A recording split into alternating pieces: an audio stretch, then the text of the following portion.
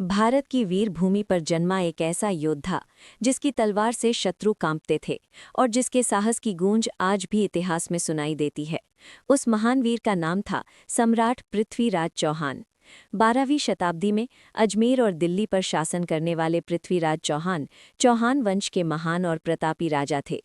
बचपन से ही उन्हें घुड़सवारी, धनुर्विद्या और युद्ध कला में महारत प्राप्त थी।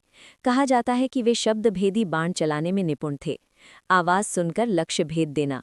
पृथ्वीराज केवल एक वीर योद्धा ही नहीं बल्कि न्यायप्रिय और प्रजा हितैषी शासक भी थे। उनके शासनकाल में राज्य समृद्ध था और जनता सुरक्षित।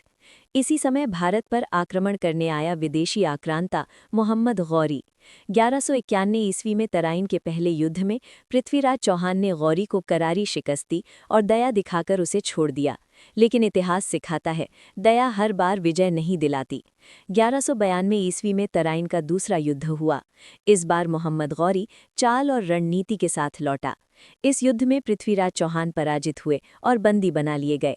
कहा जाता है कि कैद में उनकी आंखें निकाल ली गई, पर उनका साहस नहीं टूटा।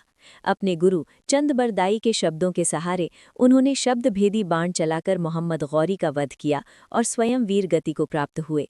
सम्राट पृथ्वीराज चौहान का जीवन हमें सिखाता है शौर्य, स्वाभिमान और मातृभूमि के लिए बलिदान। वे केवल एक राजा नहीं बल्कि भारतीय वीरता के अवर प्रतीक हैं।